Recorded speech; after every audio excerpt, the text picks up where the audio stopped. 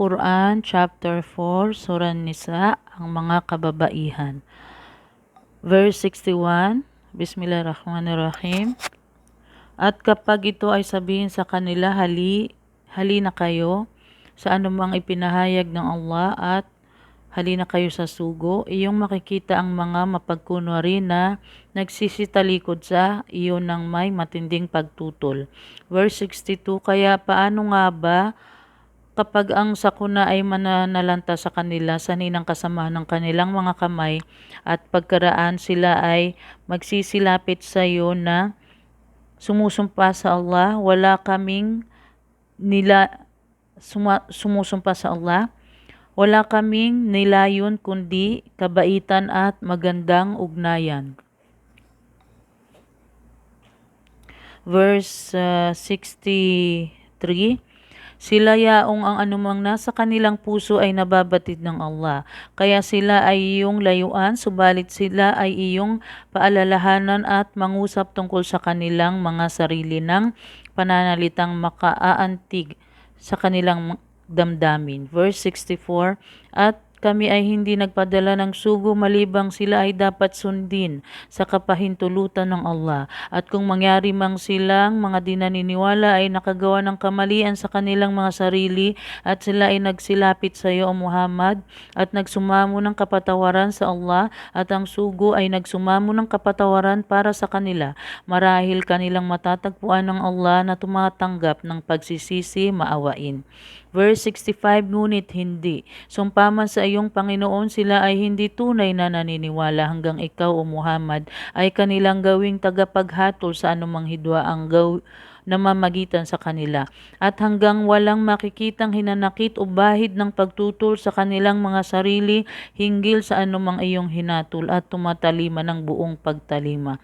Verse 66, at kung mangyari ngang sila ay aming inatas na inyong patayin ang inyong mga sarili, halimbawa, ang mga walang kasalanan ay patayin ng mga makasalanan, o inyong lisanin ang inyong mga pamamahay, walang makagagawa nito, maliban sa mangilan-ngilan sa Kanya. At kung nangyari ngang kanilang ginawa ang anumang iniatas sa kanila, marahil higit sanang nakabuti ito para sa kanila at makapagbibigay karagdagan sa kanilang katatagan. Verse 67, at kapag aming magagawang ipagkaloob sa kanila mula sa aming sarili ang isang dakilang gantimpala, verse 68, at marahil sila ay aming nagawang patnubayan sa isang matuwid na landas. Verse 69, at sino mang sumunod sa Allah at sa sugo, sila yaong mga makakasama niya ang mga pinagpala ng Allah. Ang mga propeta, ang mga makatotohanan, ang mga nasawi sa landas ng Allah at ang mga matutuwid. At sila yaong mga mabubuting kasamahan. Verse 70, iyan ang biyayang nagmula sa Allah at sapat na ang Allah bilang tanging isang maalam. Verse 71, o kayong mga naniwala, inyong isaalang-alang ang inyong pag-iingat. Humayo kayong pangkat-pangkat o humayo kayong sama-samang lahat.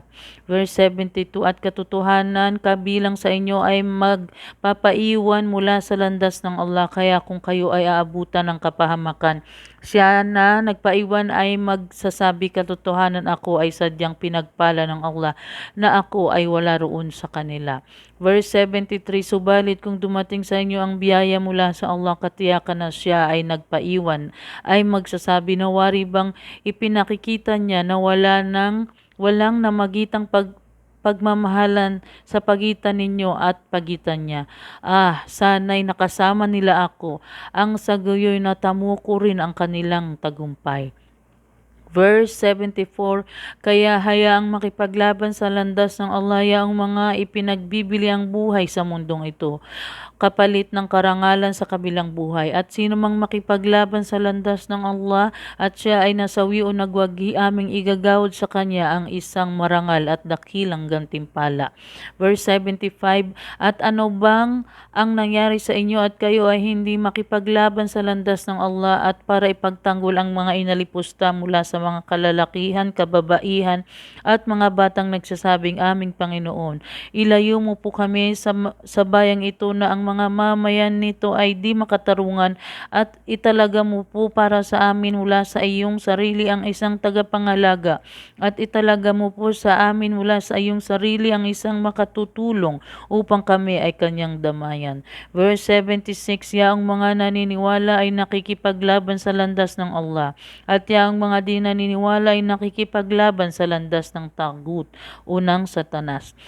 Kaya makipaglaban kayo sa mga kampo ng Satanas, kaya makipaglaban kayo sa mga kampo ng Satanas. Katotohanan, ang balaki ng Satanas ay sadyang marupok at mahina.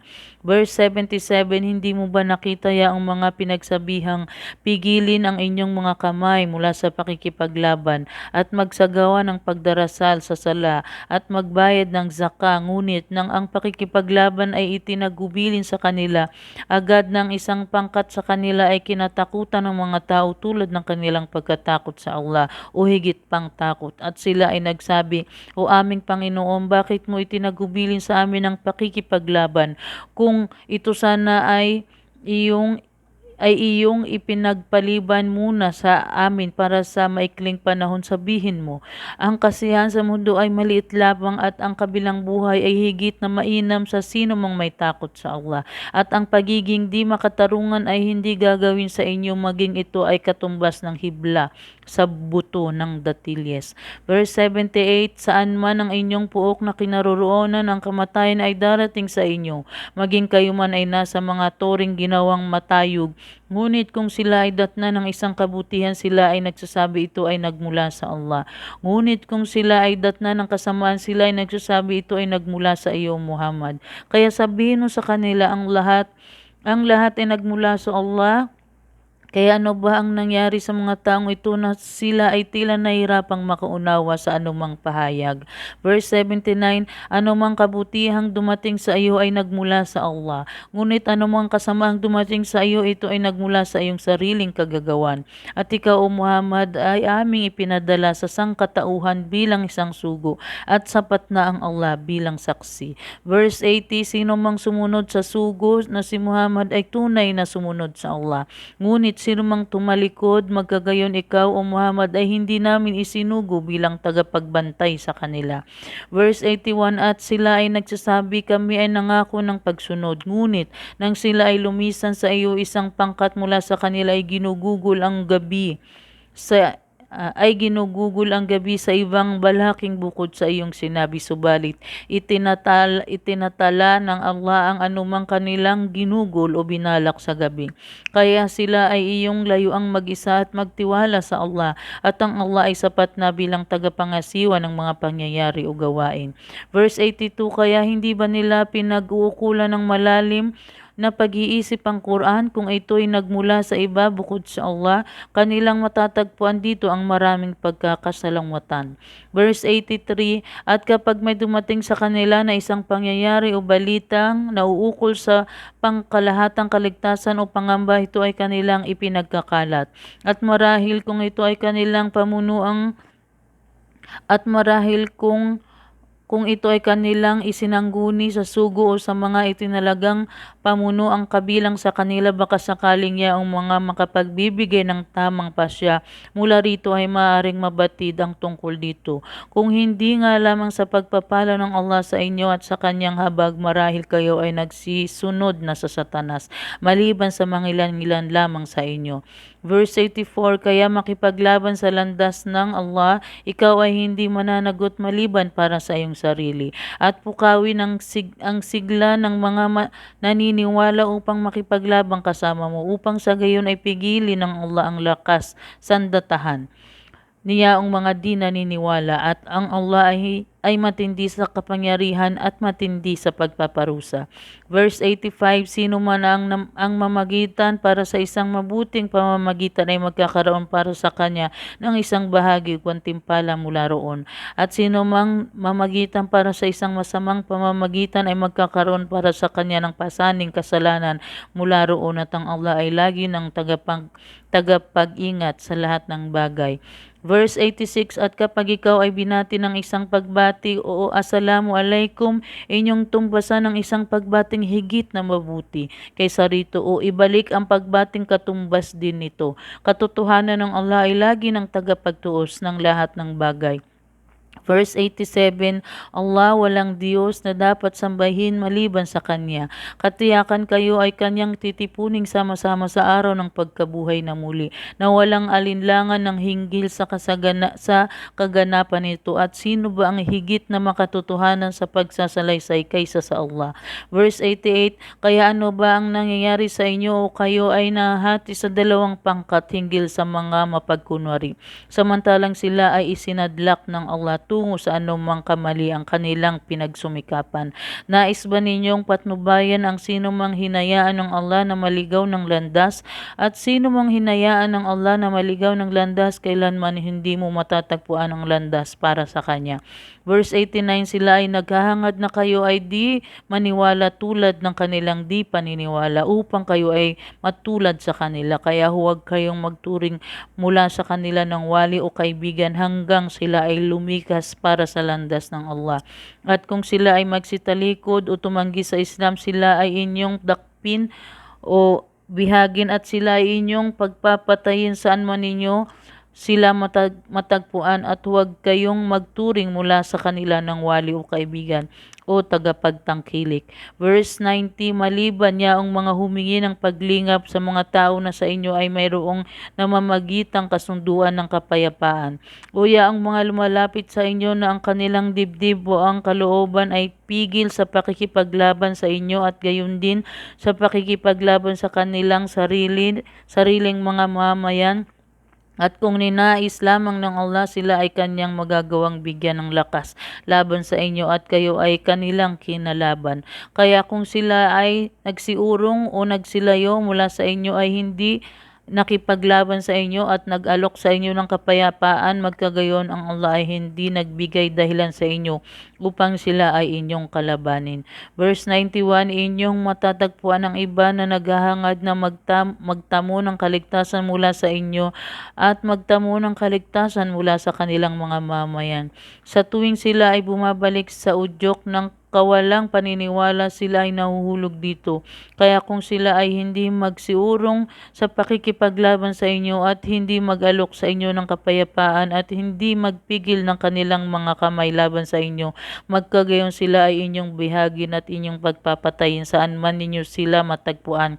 Sa mga iyon, kami ay gumawa para sa inyo ng hayag na kapahintulutan laban sa kanila.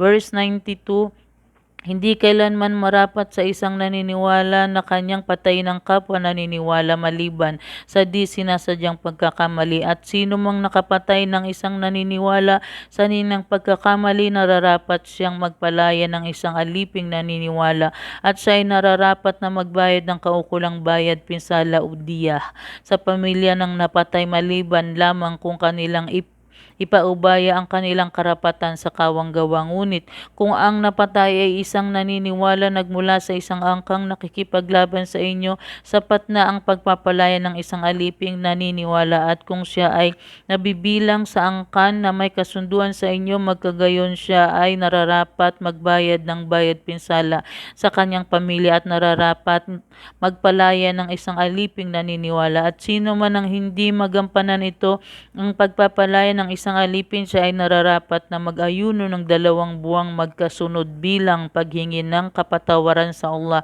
at ang Allah ay maalam tigib ng karunungan. Verse 93, at sino mang nakapatay ng isang naniniwala ng sinasadya ang kanyang kabayaran,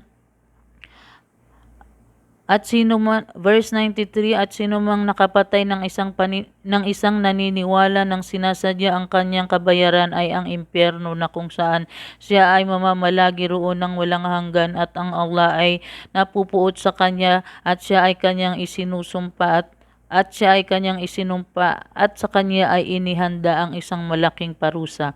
Verse 94, O kayong mga naniwala, kapag kayo ay humayo upang makipaglaban sa landas ng Allah, kayo ay nararapat magsiyasat at huwag kayong magsabi sa sino mang nagbibigay ng pagbati ng kapayapaan. Ikaw ay hindi tunay na naniniwala. Hinahanap ang mga kapakinabangan ng makamundong buhay, subalit nasa Allah ang maraming matatamong kasaganaan. Kayo sa inyong mga sarili ay ganyan din noong una, pagkaraan ay pinagkaloob ng Allah sa inyo ang kanyang kabutihang loob o patnubay, kaya kayo ay matutong magsiyasat. Ang Allah ay lagi nang nakababatid sa anumang inyong ginagawa. Verse 95, hindi magkapantay sa antas ng karangalan niya ang mga naniniwalang nakaupo at nananatili lamang sa kanilang mga pamamahay, maliban sa mga may kapansanan at yaong mga mujahidin na nagpupunyagi at nakikipaglaban sa landas ng Allah sa pamamagitan ng kanilang yaman at ng kanilang buhay. Higit na itinangi ng Allah ang mga mujahidin sa pamamagitan ng kanilang yaman at ng kanilang buhay kaysa yaong mga nanatili lamang sa kanilang mga pamamahay. Sa lahat ang Allah ay nangako ng pinakamabuting gantimpala, subalit higit na itinangi ng Allah ang mga mujahidin kaysa sa mga nakaupo at nanatili sa pamahay ng isang dakilang gantimpala. Ang mujahidin ay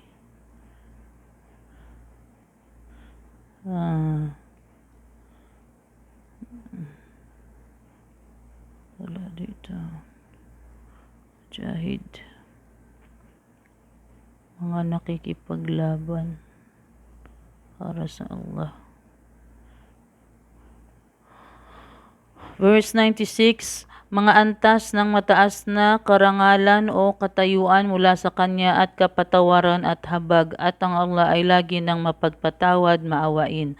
Verse 97, katotohanan niya ang mga kinuha ng mga anghel, binawian ng buhay habang sila ay gumagawa ng kamalian sa kanilang mga sarili. Silang mga anghel ay magsasabi, ano ba ang inyong naging kalagayan? Sila ay sumagot, kami ay inalipusta sa lupa. Sila mga anghel ay magsasabi, hindi ba malawak ang lupa ng Allah para kayo ay magsilikas patungo doon?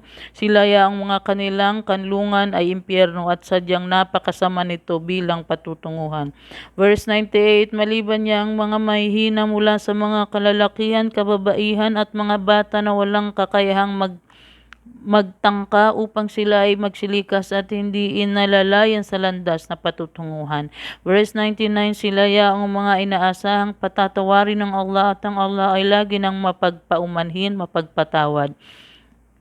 Verse 100, at sino mang lumikas para sa landas ng Allah, kanyang matatagpuan sa kalupaan ang maraming mapagpipili ang puok at kasaganaan, at sino mang lumisan sa kanyang tahanan bilang isang lumikas tungo sa landas ng Allah at sa kanyang sugo at pagkaraan siya ay nabutan ng kamatayan sa gitna ng paglalakbay, katotohanan na ang kanyang gantimpala ay naihanda na upang igawad ng Allah at ang Allah ay lagi nang mapagpatawad, maawain. Verse 101, at kapag kayo mga Muslim ay naglalakbay sa mga lupain, walang pagkakasala sa inyo kung inyong paikliin ang pagdarasal, lalo na kung inyong pinangangambahan na kayo ay salakay niya ang mga di naniniwala. Katotohanan, ang mga di naniniwala ay inyong palagi ang hayag na kaaway. Verse 102, at kung ikaw ay kabilang sa kanila at sila ay iyong pinamumunuan sa pagdarasal sa panahon ng pakikipaglaban, hayaang ang isang pangkat sa kanila ay tumayo sa pagdarasal na kasama mo at hayaan nilang dalhin ang kanilang mga gamit o sandata. At kapag sila ay nakapagpatira pa, hayaan silang manatili sa inyong likuran at hayaang humayo sa unahan ang ibang pangkat na hindi pa nakapagdasal at hayaan silang magdasal na kasama mo. Dapat nilang isalang-alang ang pag-iingat at daladala ang kanilang mga sandata. Yaong mga di naniniwala ay naghahangad na inyong mapabayaan ang inyong mga sandata at ang mga kagamitan upang kayo ay kanilang lusubin sa isang minsan ng paglusob. Ngunit walang pagkakasala sa inyo kung inyong ibababa ang inyong mga sandata sa ng pangamba ng pag-ulan o kayo ay may karamdaman. Subalit dapat ninyong isaalang-alang ang ibayong pag-iingat katotohanan, ang Allah ay naghanda para sa mga di naniniwala ng isang kahiyahiyang parusa. Verse 103, at kapag inyong naisagawa ng lubusan ng pagdarasal, alalahanin ninyo ang Allah nang nakatayo, nakaupo at sa inyong mga tagiliran. Subalit kapag kayo ay naging ligtas sa panganib ng mga kaaway, magkagayon magsagawa kayo ng maayos na pagdarasal, sapagkat katotohanan ang pagdarasal ay isang tungkulin na itinagubilin para sa mga naniniwala sa mga itinakdang oras nito. Verse 104, at huwag kayong panghinaan ng loob o panawan ng lakas sa pagtugis ng mga kaaway kung kayo ay nagdurusa. Sila rin naman ay nagdurusang katulad ng inyong pagdurusa, subalit kayo ay umaasa mula sa Allah ng anumang pagpapala na hindi nila inaasahan mula sa Kanya, at ang Allah ay lagi ng maalam, tigib ng karunungan. Verse 105, katotohanan aming ibinaba o ipinahayag sa iyo, Muhammad, ang aklat, ang Quran sa katotohanan upang ikaw ay makapaghatol sa pagitan ng mga tao sa pamagitan ng anumang ipinakita sa iyo ng Allah. At huwag kang maging isang tagapagtanggol para sa mga nagtataksil o mandaraya. Verse 106, at hilingin ang kapatawaran ng Allah, katotohanan ng Allah ay lagi ng mapagpatawad, maawain. Verse 107, at huwag kang makipagtalo para sa kapakanan ng mga taong nandaraya sa kanilang mga sarili. Katotohanan, hindi minamahal ng Allah ang sino mang makasalanang taksil o mandaraya. Verse 108, kanilang ikinukubli ang kanilang masamang layunin mula sa mga tao, ngunit ito ay hindi nila maikukubli sa Allah. Siya ay nasa kanila sa kanyang kaalaman kapag kanilang ginugugol ang gabi sa mga pananalitang hindi niya kinasisiyahan, at lagi nang nasasaklawan ng Allah ang anumang kanilang ginagawa. Verse 109, naririto kayong mga nakipagtalo para sa kanilang kapakanan sa buhay sa mundong ito, ngunit sino ang makikipagtalo para sa kanila sa harap ng Allah sa araw ng pagkabuhay na muli? O kaya'y sino nga ba ang kanilang magiging tagapangasiwa? Verse 110, at sino man ang gumawa ng kasamaan o ng kamalian sa kanyang sarili, ngunit pagkaraan ay humingi ng kapatawaran sa Allah, kanyang matatagpuan ng Allah na mapagpatawad, maawain. Verse 111, at sino man ang nagsikap na makagawa ng kasalanan, ito ay kanya lamang pinagsumikapan laban sa kanyang sarili, at ang Allah ay lagi ng maalam, tigib ng karunungan. Verse 112, at sino mang nagsikap makagawa ng kamalian o ng kasalanan at pagkaraay ibinintang ito sa isang walang kasalanan, tunay na kanyang pinapasan sa sarili ang paninirang puri at hayag na kasalanan. Verse 113, at kung hindi lamang sa biyaya ng Allah sa iyo, O Muhammad, at sa kanyang habag, katiyakan na ang isang pangkat sa kanila ay masigasig upang ikaw ay kanilang mailigaw. Subalit wala silang maililigaw maliban sa kanilang mga sarili, at kahit nakatiting na bagay ay hindi kanila mapipinsala, at ibinababa o ipinahayag ng Allah sa iyo ang aklat o Quran at ang karunungan, at kanyang itinuro sa iyo ang anumang hindi mo nalalaman, at lagi ng dakila ang biyaya ng Allah sa iyo, O Muhammad.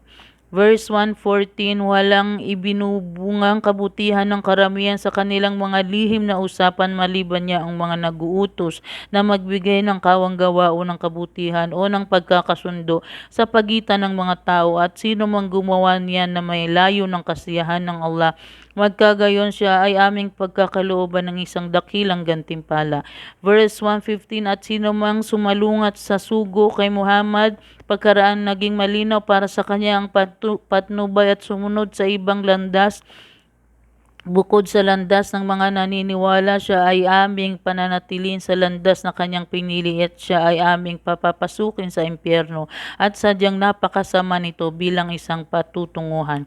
Verse 116, katotohanan ng Allah ay hindi nagpapatawad sa sino mang nagkasala ng pagtatambal sa Kanya, subalit Kanyang pinatatawad ang anumang kasalanang bukod dito sa sino mang Kanyang nais, at sino mang magtambal ng iba sa Allah ay katiyakang siya ay napaligaw ng napakalayong pagkaligaw. Verse 117, sila ay walang dinadalanginan bukod sa Kanya sa Allah, kundi ang mga babaeng Diyos-Diyosan, sumalit ang tunay na kanilang dinadalanginan ay walang iba kundi ang mapanghimagsik suwail na Satanas. Verse 118, na isinumpa ng Allah sapagkat ang Satanas ay nagsabi, katiyakan na ako ay kukuha ng takdang bilang mula sa iyong mga alipin.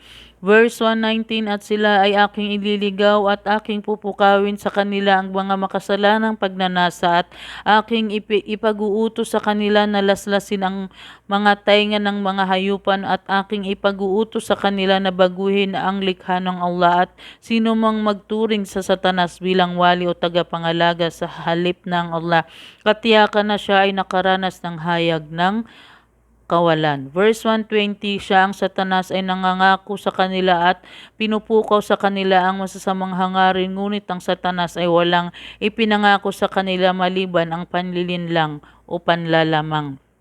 Verse 121, sila yaong ang kanilang kanlungan ay ang impyerno at sila ay walang matatagpuan mula rito ng puok na matatakasan. Verse 122, ngunit ang mga naniwala at gumawa ng mga gawaing matuwid, sila ay aming papapasukin sa mga hardin na sa ilalim nito ay may mga umaagos. Sila ay mamamalagi roon ng walang hanggan. Ang pangako ng Allah ay totoo at sino ba ang higit na makatotohanan sa pananalita kaysa sa Allah. Verse 123, hindi matatamo ang paraiso ng ayon sa inyong mga mapagnasang saloobin at hindi rin matatamo ng ayon sa mga saloobin ng mga angkan ng kasulatan o Hudyo o Kristyano. Bagkus sino man ang gumawa ng isang kamalian ay babayaran para rito at wala siyang matatagpo ang sino mang wali o tagapangalaga bukod sa Allah o ng isang tagapagtangkilik o karamay. Verse 124, at sino man ang gumawa ng gawaing matuwid, lalaki man o babae, at siya ay naniniwala sila yaong mga papapasukin sa paraiso. At sila ay hindi gagawa ng kamalian kahit sinliit man ng batik o sa buto ng datilyes. Verse 125, at sino ba ang nakahihigit sa relihiyon kaysa sa isang nagsuko ng kanyang mukha o sarili sa Allah, habang siya ay isang mapagawa ng mga kabutihan at sumusunod sa relihiyon ni Abraham na Hanifa, tuwirang sumasamba sa Allah, at itinuring ng Allah si Abraham bilang isang matalik na kaibigan. Verse 126, at sa Allah ang pagmamayari ng anumang nasa mga kalangitan at anumang nasa kalupaan, at lagi nang nasasaklawan ng kaalaman ng Allah ang lahat ng bagay. Verse 127, at sila ay humiling sa iyo, O Muhammad, ng isang marapat na pasya hinggil sa mga babae. Sabihin mo, ang Allah ay nagbibigay ng pasya sa inyo hinggil sa kanila at hinggil sa anumang binigkas sa inyo sa aklat na nauukol sa mga babaeng ulila na hindi ninyo binibigyan ng anumang itinakdang karapatan ng pamana at mahar na nauukol sa kanila.